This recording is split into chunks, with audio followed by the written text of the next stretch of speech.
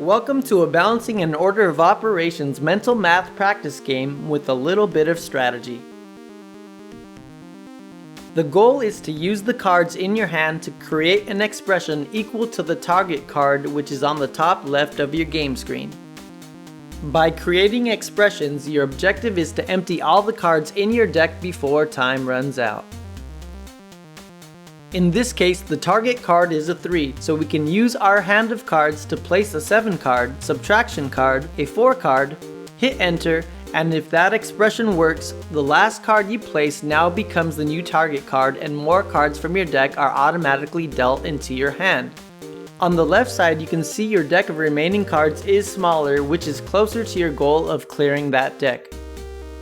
You might find that you do make mistakes which decrease your score, but you can also draw a new additional card anytime you get stuck or a solution is impossible. Other features include extra points whenever all the cards in your hand are used. Division and multiplication are worth more points than addition or subtraction, and the larger the card value, the more points you get. To gamify it a bit, once in a while you will get a card with a multiplier bonus, but the catch is you have to use it that round, otherwise you will lose it.